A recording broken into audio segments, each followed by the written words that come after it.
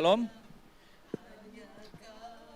Walaupun asap cukup tebal, tapi Bapak Ibu jemaat Tuhan tetap mau datang ya. Enggak ada alasan buat mungkin agak mager, mungkin di rumah masih bisa datang, kita datang ibadah bersama-sama. Amin. Nah, baik Bapak Ibu, langsung aja saya mau bahas salah satu tema. Saya mau kasih judul khotbah saya sore ini, kedewasaan rohani, kompetisi mengalahkan diri sendiri. Nah, kita mau baca Matius 18, 1-6.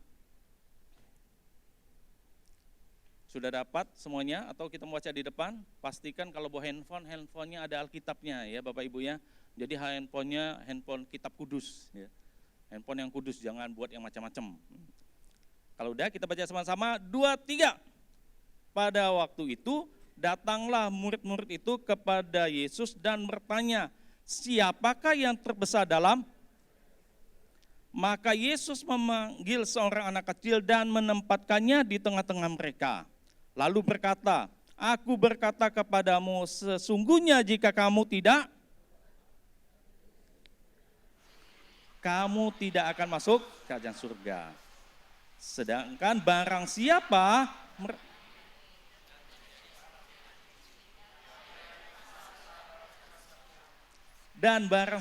menyambut seorang anak seperti ini dalam namaku, ia menyambut. 6. Tetapi barang siapa menyesatkan salah satu dari anak-anak kecil ini yang percaya kepadaku, lebih baik baginya jika sebuah batu kilangan diikatkan pada lehernya lalu ia ke dalam laut. Amin Bapak Ibu. Jadi waktu saya baca perikop ini ada yang cukup menarik gitu. Jadi ketika baca murid-muridnya nanya, ya Tuhan Yesus, siapa sih yang terbesar? Nah waktu saya kalau kita baca, Tuhan Yesus nggak jawab langsung. Kriteria yang terbesar adalah mungkin di antara 3 nih, nggak Petrus, Yohanes, Yakobus. Ini kan orang A1-nya Tuhan Yesus. Tapi Tuhan gak langsung jawab. Dia malah mengambil seorang anak kecil. Ya, dia bilang kalau mau jadi yang terbesar, dibilang apa? Sesungguhnya ayat ketiga, lalu berkata, aku berkata kepadamu, jika kamu tidak bertobat dan menjadi seperti anak kecil, kamu gak masuk kerajaan surga. Waktu saya baca ini, kok Tuhan Yesus gak jawab ya? Kok malah Tuhan Yesus kayaknya ngalihkan pembicaraan nih, enggak langsung jawab aja apa yang dimau sama murid-muridnya. Nah ini menarik Bapak Ibu. Ini yang mungkin juga setiap kita seringkali alami. Kita pingin menjadi yang terbaik. Gak ada salahnya. Tapi kita melihat apa sih yang Tuhan Yesus katakan nanti kepada murid-muridnya. Setiap kita ingin jadi yang terbaik. Menjadi pengusaha yang terbaik. Menjadi pengkhotbah yang terbaik di depan. Menjadi WL yang terbaik pemusik. Gak ada salahnya. Tapi kenapa Tuhan Yesus bilang bukan yang terbaik, yang terbesar dalam kerajaan Allah, dia malah bawa seorang anak kecil kemudian dibilang kalau kamu gak bertobat dan menjadi seperti anak kecil ini, kamu gak masuk kerajaan surga. Pertanyaannya, ketika murid-murid itu bertanya, siapa yang terbesar dalam kerajaan surga? Apakah di dalam kerajaan surga ada orang yang egois? Ada enggak? Waktu murid-muridnya bertanya, Tuhan, siapa yang terbesar di antara kami yang nanti ada di kerajaan surga? Menurut Bapak Ibu, pertanyaan ini pertanyaan yang ambisi gak sih? Punya ambisi gak sih?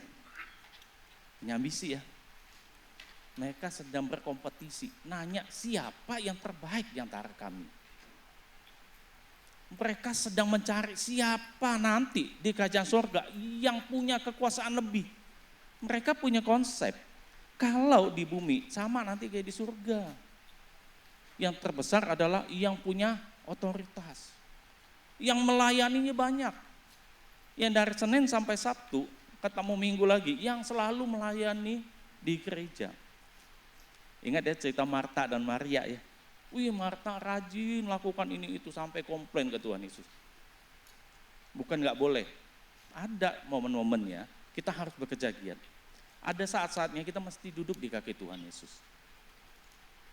Jadi ketika murid-muridnya mulai punya ambisi, Tuhan bilang bertobat dan menjadi anak kecil. Ya Pak Ibu. Jadi waktu murid-muridnya ini bertanya siapakah yang terbesar, sebenarnya ada satu ambisi, suatu keegoisan untuk menjadi yang terbesar di antara mereka. Ambisi, egois, keinginan-keinginan itu gak bisa masuk dalam kerajaan surga. Di kerajaan surga gak ada yang punya ambisi-ambisi gitu. Yang di kerajaan surga yang paling besar itu siapa?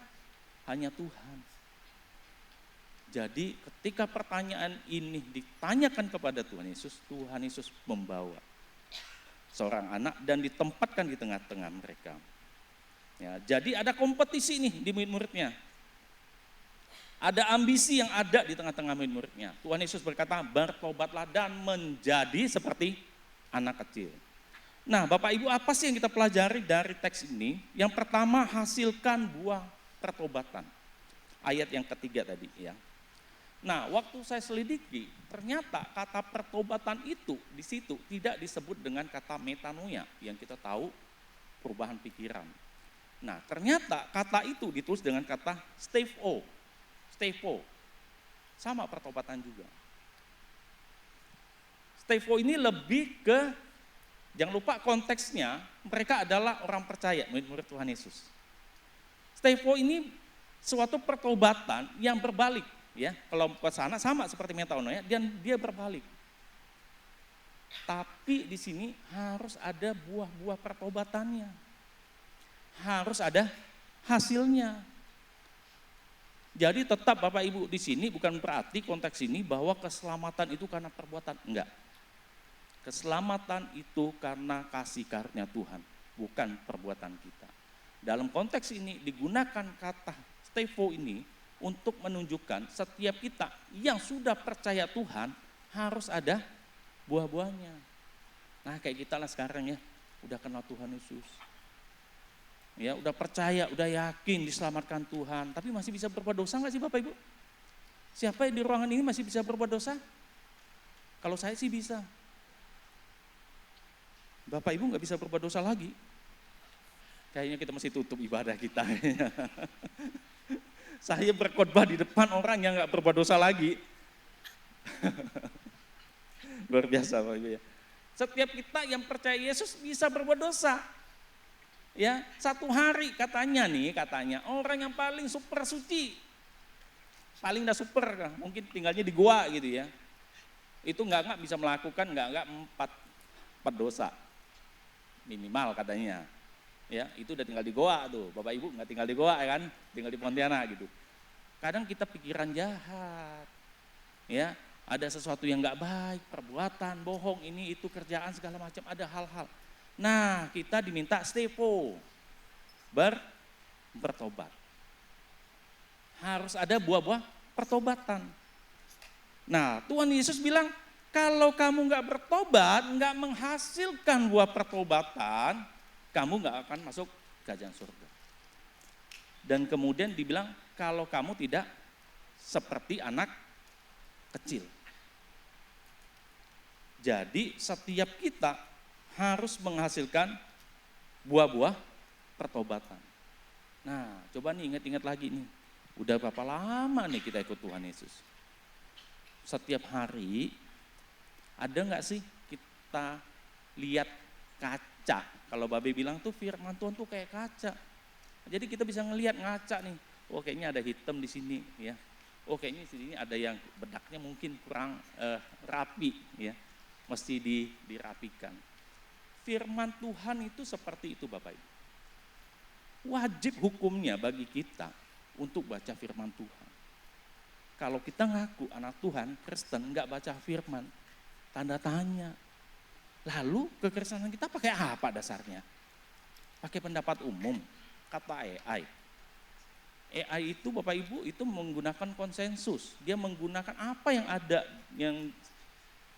yang diposting di internet. Itulah yang akan dikumpulkan. Pertanyaannya kalau postingannya salah gimana? Nah saya coba, saya cecar gitu ya. Dan akhirnya memang, ya karena dia bilang dia saya pakai konsensus. Pendapat banyak orang, itulah yang akan dikasihkan ke kita. Pertanyaannya kalau semua orang menyatakan pendapat yang salah semuanya, AI juga akan memberikan pendapat yang salah kepada kita.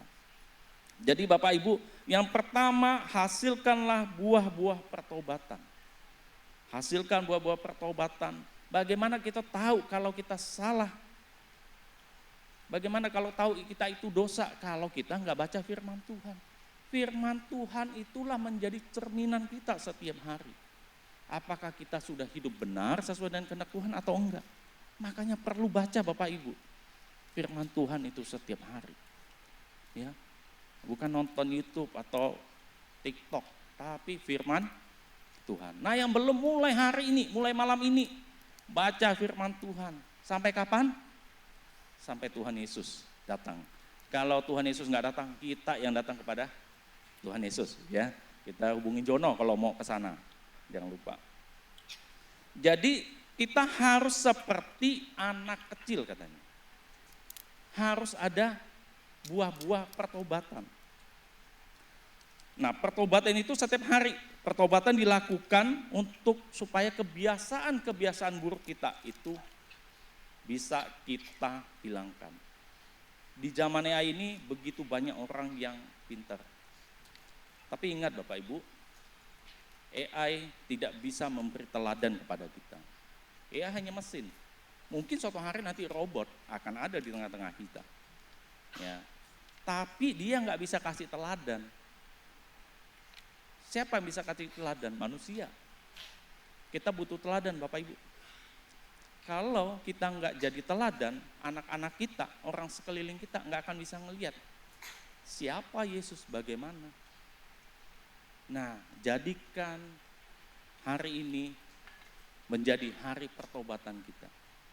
Yang belum baca firman Tuhan, baca firman Tuhan kembali. Hasilkan buah-buah pertobatan. Kalau masih ada hal-hal yang jelek, keinginan-keinginan yang biasanya yang buruk, mulai hari ini tinggalkan semua itu. Hasilkan buah-buah pertobatan. Yang kedua, proses pendewasaan, ayat yang keempat. Ya, kita baca. Saya bacakan, sedangkan barang siapa merendahkan diri dan menjadi seperti anak kecil ini, dialah yang terbesar dalam kerajaan surga. Baru kemudian di ayat 4 ini Tuhan Yesus kasih tahu siapa yang terbesar, syaratnya seperti apa. Nah Bapak Ibu nanti coba dibaca di rumah. Di ayat keempat ini dituliskan, sedangkan barang siapa merendahkan diri dan menjadi, nah yang saya dapati itu tidak ada kata menjadi, tapi Bapak Ibu nggak usah pusing ya. Jadi sedangkan barang siapa merendahkan diri seperti anak ini,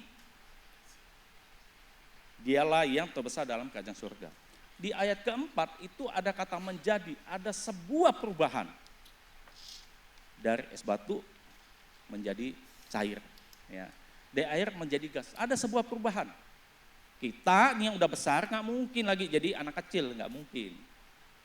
Ayat ketiga adalah sebuah perubahan, sebuah sikap pertobatan supaya kita yang besar ini menjadi seperti anak kecil. Di ayat yang keempat dibilang merendahkan diri dan seperti anak kecil ini. Artinya ada sifat-sifat yang harus kita pelajari di anak kecil. Nah, apa sih pelajaran yang kita dapati dari anak-anak kecil ini? Ya, dibilang merendahkan diri. Nah, saya kasih definisinya gini.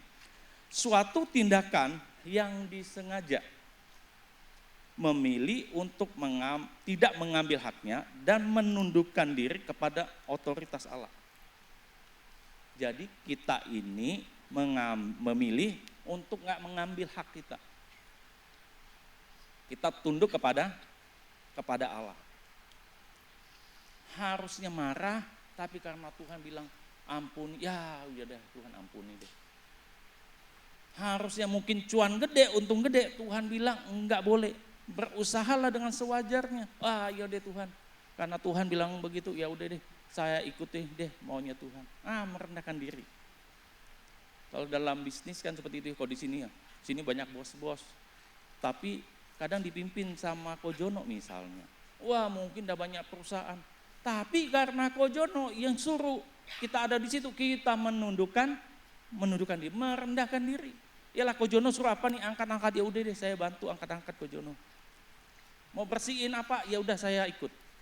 Merendahkan diri.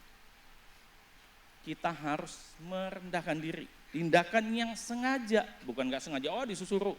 Kalau nggak sengaja nanti bawaannya apa? Ngedumel, kesel, marah bawaannya. Tapi sengaja kita memilih untuk merendahkan diri, Bapak Ibu. Membiarkan dirinya yang menjadi kecil dan Kristus yang menjadi besar. Biarkan Tuhan yang semakin ditinggikan. Apapun yang kita lakukan, apapun yang kita perbuat, hanya nama Tuhan saja yang ditinggikan. Ketika kita berusaha, semuanya untuk kemuliaan Tuhan. Kita usaha dengan gaya, dengan prinsip-prinsip kebenaran firman Tuhan.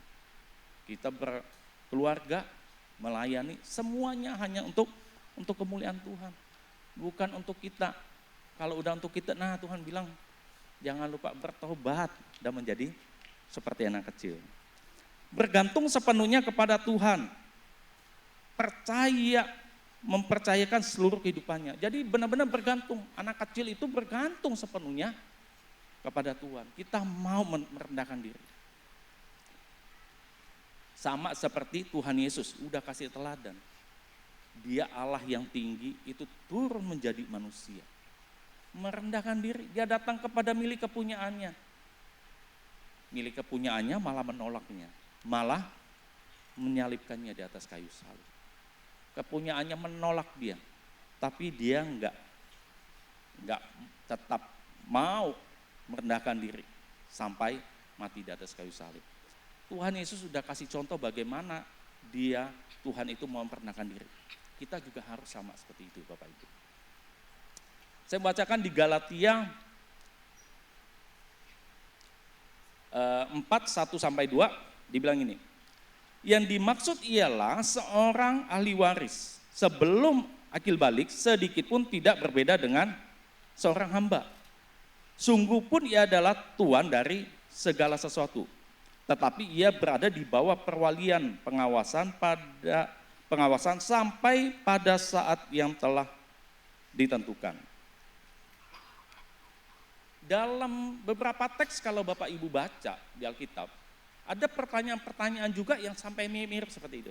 Ya, Tuhan, siapakah yang terbesar di antara kami? Tuhan Yesus bilang, kalau kamu tidak merendahkan diri menjadi seorang hamba, ada pernah dengar seperti itu Bapak Ibu? Nanti Bapak Ibu cari, coba di-compare. Nih Alkitab menjelaskan Alkitab. Ya, baca Alkitab kok begini, coba cari. Di tempat lain ternyata ada jawabannya seperti itu. Jadi begini Bapak Ibu, kenapa Tuhan Yesus waktu itu bawa anak kecil? Di zaman itu, mungkin sampai hari ini juga mungkin sama seperti di zaman awal-awal abad-abad pertama. Anak kecil itu enggak punya hak dalam berpolitik. Maksudnya suara, ya sama sekarang juga enggak ada ya, enggak bisa nyoblos. Anak kecil itu mirip-mirip seperti hamba kalau kita baca tadi di Galatia. Ya, sebelum akil balik sedikit pun tidak berbeda dengan seorang hamba. Tuhan Yesus waktu murid-muridnya bertanya siapa yang terbesar, dia bawa anak kecil dan dia menyatakan bahwa mirip nih, kalau kalian mau menjadi terbesar, jadilah seperti hamba. Hamba itu orang yang selalu taat kepada tuannya. Jadi setiap kita harus belajar seperti anak kecil atau dengan kata lain memiliki hati hamba. Nah,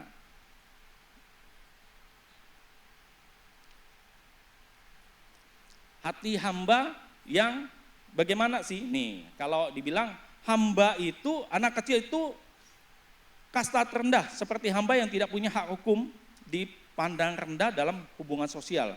Karena itu Tuhan Yesus mengajarkan murid-muridnya untuk merendahkan diri seperti hamba. Jadi hamba itu kehilangan keinginan pribadi, ego. Hamba nggak ada keinginan dia untuk melakukan keinginan kemauan dia, nggak bisa Bapak Ibu. Hamba itu harus melakukan apa yang dicari oleh Tuhannya. Tuhan Yesus bilang, bukan kehendakku yang jadi, tapi kehendakmu yang jadi. Nah, kita punya hati hamba nggak nih? Hati yang selalu bilang, Tuhan, bukan maunya aku Tuhan, tapi maunya Tuhan apa? Aku nih hamba. Nah, banyak kali kita hamba rasa tuan. Coba kasih tahu sebelah kirinya, kamu miliki hati hamba rasa tuan nggak gitu? Ya, kita bilang hamba Tuhan, tapi kadang-kadang kita merasa kita tuan, nggak punya hati hamba. Ya, jadi miliki hati seorang hamba. Hamba itu kehilangan keinginan pribadi, ya, kehendak Tuhan yang dicari, mematikan ambisi dan kesenangannya. Karena dia hamba, dia nggak punya hak untuk senang-senang, dia hanya tahu melakukan keinginan tuannya. Yang kedua itu hamba hanya menyenangkan tuannya, ya, melakukan pekerjaan tuannya tanpa mengeluh protes sama tuannya, kenapa kerjaannya begini, kenapa kerjaannya jadi banyak segala macam. Hamba nggak bisa. Hamba hanya melakukan keinginan tuannya. Hamba hanya fokus kepada kerjaannya. Hamba tidak menilai hamba lainnya. Seringkali kita menilai sesama hamba. Enggak boleh Bapak Ibu. Kita hamba Tuhan, kita hanya fokus melakukan kehendak Tuhan saja. Ya. Enggak membandingkan dengan hamba-hamba lainnya. Kita seringkali jadi hamba Tuhan. Tadi rasa bukan jadi hamba, rasanya status hamba, tapi rasanya rasa Tuhan.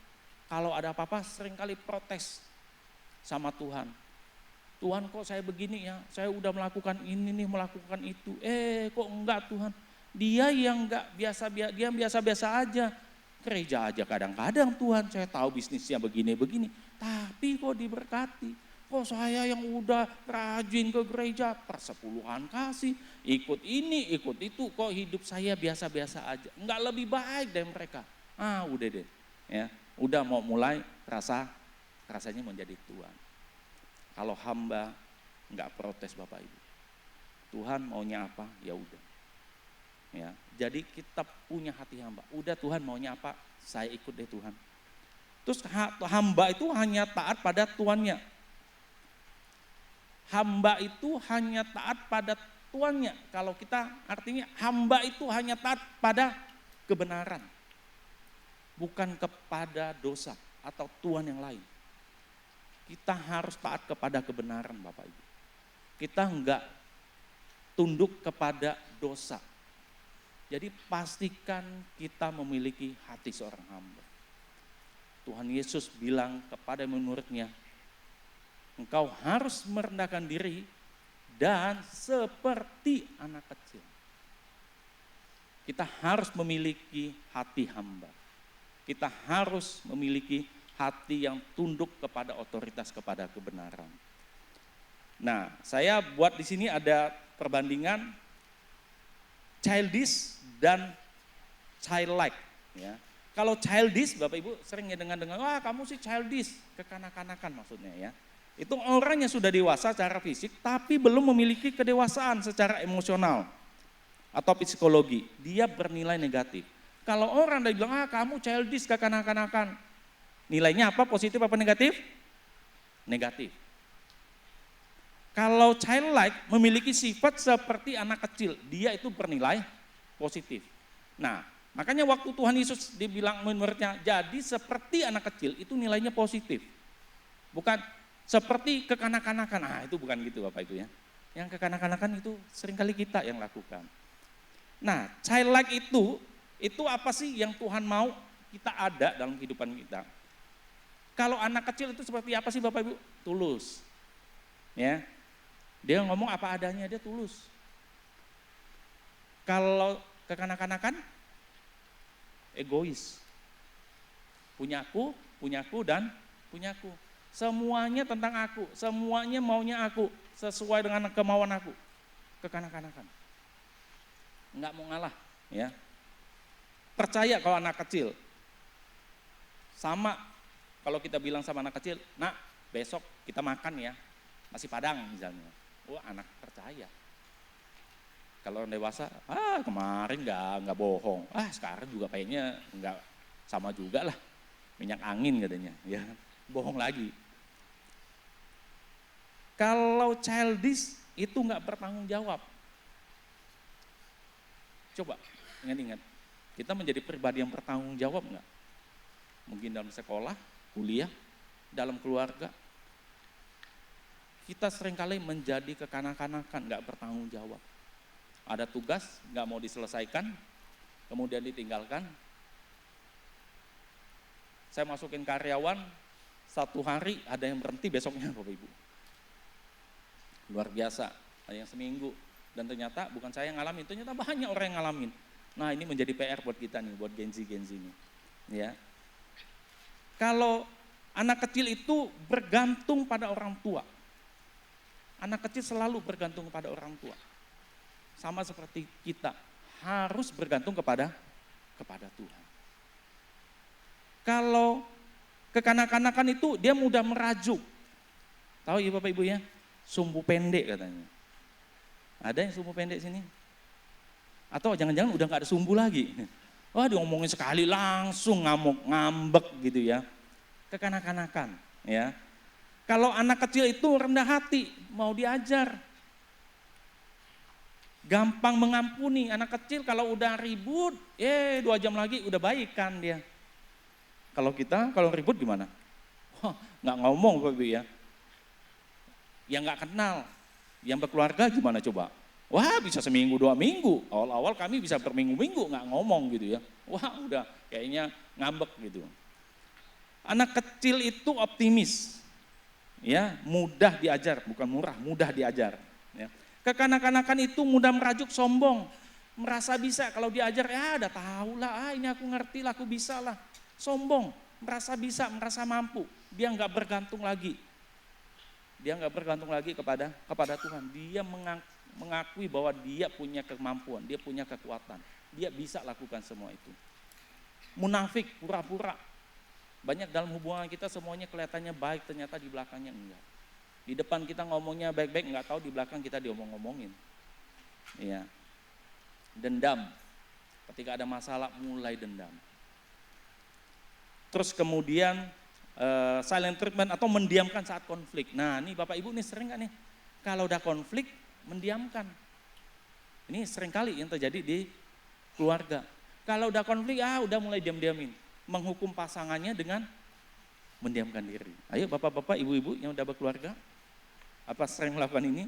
Kalau udah konflik, udah ngomel-ngomel, udah marah, udah diam-diaman. Coba colek kanan kirinya yang pasangan, jangan ke kanan-kanakan ya. Iri hati. Orang dewasa yang kekanak-kanakan itu iri hati. Temennya punya sesuatu, dia pingin punya juga. Nggak mau kalah sama orang lain. Bahkan hal-hal yang mungkin sangat-sangat mengganggu keluarganya, ekonomi keluarganya, tetangganya beli apa dia juga mau, rela ngutang, rela pakai pinjol, nggak mau kalah sama tetangganya. Ya iri hati, tetangganya bisa ini dia juga bisa, temannya bisa ini dia juga mau, kekanak-kanakan Bapak Ibu.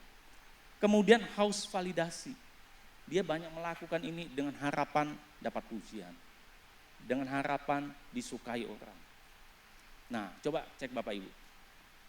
Kita seperti anak kecil atau kekanak-kanakan. Tuhan bilang kepada murid-muridnya, jadi seperti anak kecil, bukan kekanak-kanakan. Kalau hari ini ada sifat kekanak-kanakan dalam diri kita, mulai bertobat Bapak Ibu. Kita tinggalkan dari kekanak-kanakan kepada apa? Seperti anak. Ini yang Tuhan mau. Ketika murid-muridnya bertanya siapa yang terbesar, itu kekanak-kanakan.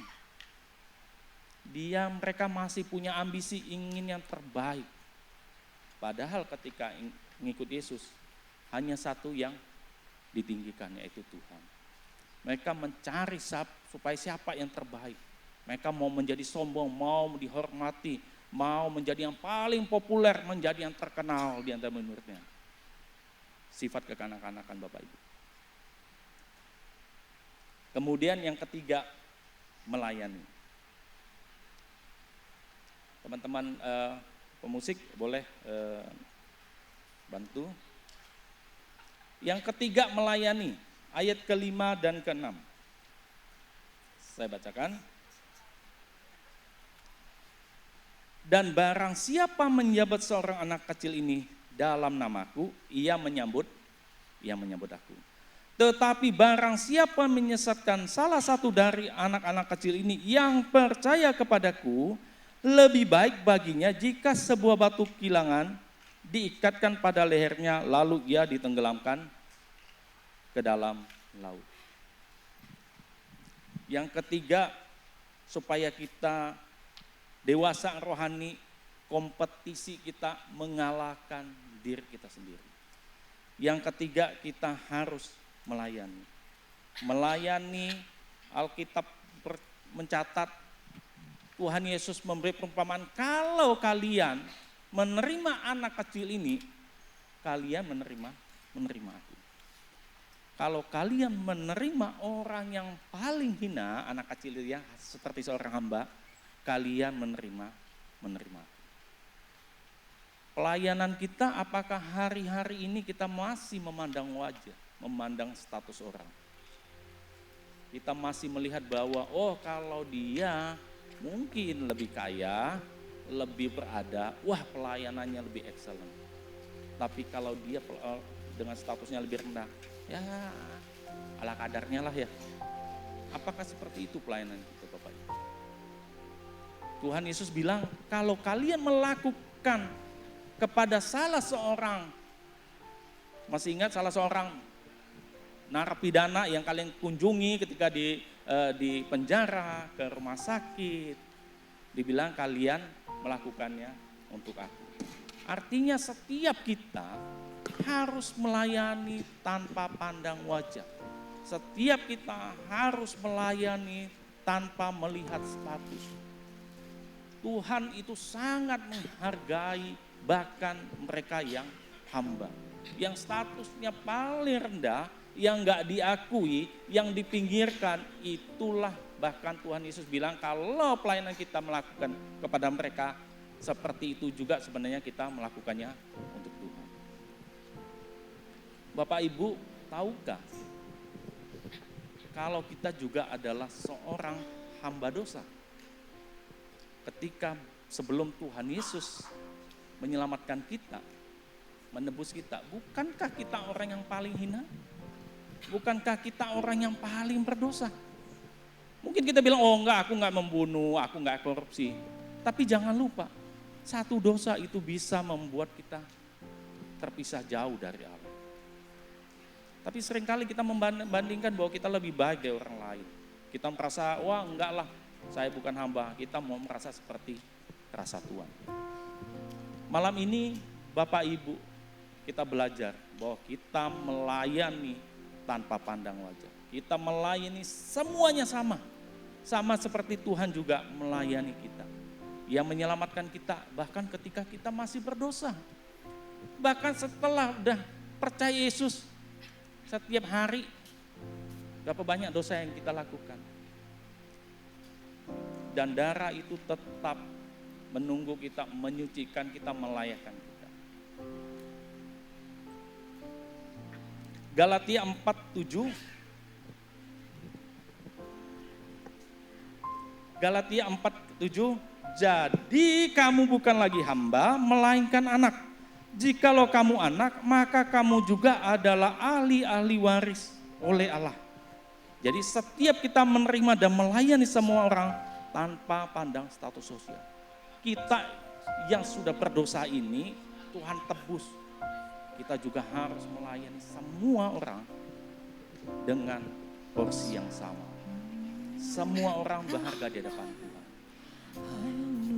Nah, kita mau nyanyikan lagu ini dengan perlahan. Bapak Ibu, saya undang bangkit berdiri.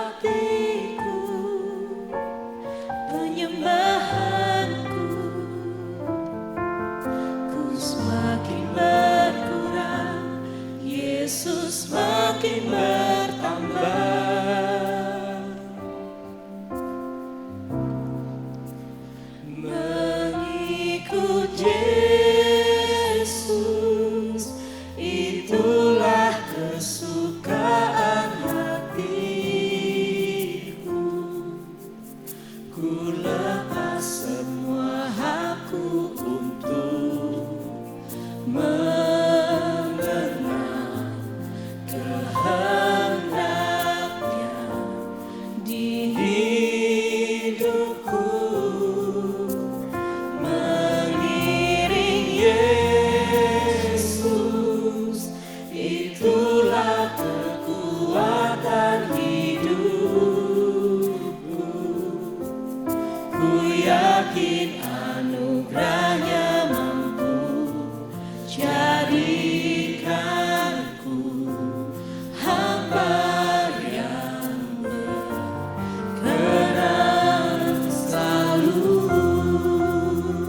Kita angkat pujian ini, kita mau resapi kata-katanya, kita mau katakan kita hambanya Tuhan.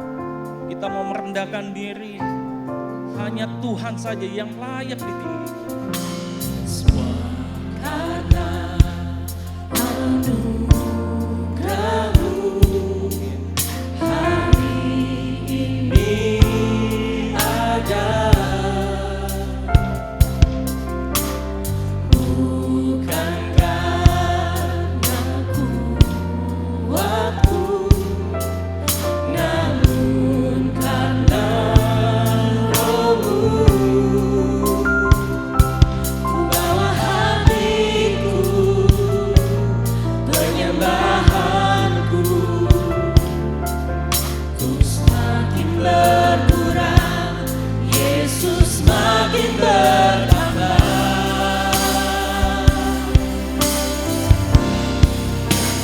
Mengikut Yesus, itulah kesukaan hatiku. Ku lepas semua hakku untuk mengenal kehendaknya di hidupku, mengiring Yesus, itulah kekuatan hidupku. Ku yakin anugerahnya mampu jadikanku hamba-Nya berkenan selalu. Mengikut Yesus, itulah kesukaan hatiku. Ku lepas semua hakku untuk mengenal kehendaknya di hidupku, mengiring Yesus, itulah kekuatan hidupku. Ku yakin anugerahnya mampu jadikanku hamba-Nya berkenan selalu.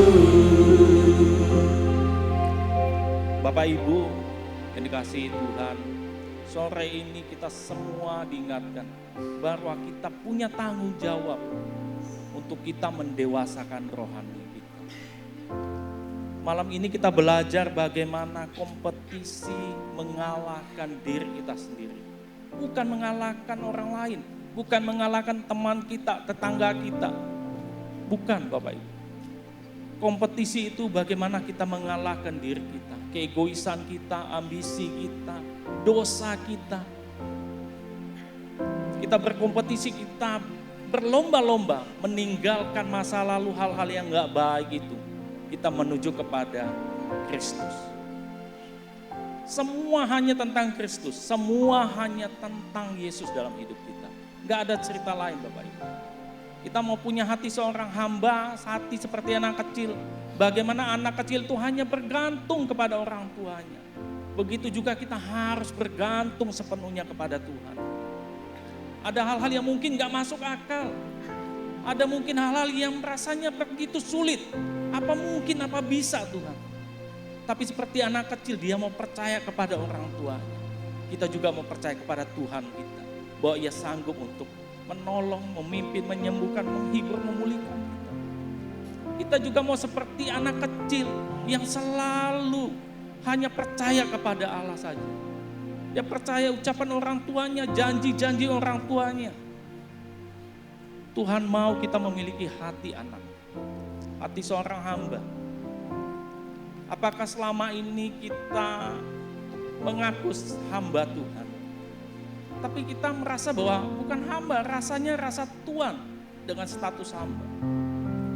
Keinginan kita lah yang kita dahulukan. Keegoisan kita yang kita kedepankan. Bukan maunya Tuhan. Malam ini Bapak Ibu kita belajar bagaimana kita semakin hari semakin dewasa. Kita mau bertobat, kita mau semakin dewasa, kita mau melayani orang. Mari malam ini kita datang kepada Tuhan. Jika Bapak Ibu yang butuh pertolongan Tuhan, datang kepadanya. Saya percaya Bapa kita yang baik akan menolong kita. Bergantunglah sepenuh-penuhnya kepada Allah seperti anak kecil. Kita selalu mengandalkan Tuhan karena Tuhan sangat layak diandalkan. Kita mau angkat pujian ini, kita mau katakan Tuhan Engkau yang semakin besar, aku yang semakin kecil. Hidup ini bukan cerita siapa yang terbesar, Bapak Ibu, bukan. Bagaimana hidup kita semakin rendah. Tuhan itu tinggi. Tuhan gak bisa ditinggikan lagi. Tuhan udah mentok tingginya. Tapi dia bisa semakin tinggi kalau kita semakin rendah Bapak. Dia semakin tinggi. Dia semakin tinggi kalau kita semakin rendah. Dia semakin besar kalau kita semakin kecil. Karena Tuhan itu udah besar. Dia sudah tinggi. Gak ada cara lain. Kita lah yang harus mendahkan diri. Kita lah yang harus mengecil. Kita angkat pujian ini. Pujian ini menyatakan bagaimana kita menjadi hamba yang taat. Hamba yang selalu menyenangkan tuannya. Dia yang semakin besar, kita yang semakin kecil. Kita angkat pujian ini. Sebelumnya saya mau berdoa buat Bapak Ibu. Tuhan, kami bersyukur buat malam ini kami boleh belajar Tuhan. Untuk kami berkompetisi, mengalahkan dosa-dosa kami, mengalahkan segala keegoisan dan ambisi kami. Tuhan, malam ini buat jemaat-Mu yang butuh pertolongan-Mu, hamba-Mu berdoa. Ada kasih-Mu, ada kebaikan dan kemurahan-Mu, ada kuasa kesembuhan, kuasa pemulihan Tuhan. Ada kuasa penghiburan Tuhan terjadi Tuhan malam ini di tempat ini. Tuhan, ini cerita tentang Engkau Tuhan, hidup kami adalah tentang Engkau. Kami mau berdoa di dalam nama Tuhan Yesus, Sang Juru Selamat kami, Sang teladan kami, Tuhan penyelamat kami percaya akan terjadi Tuhan malam. Terima kasih Tuhan.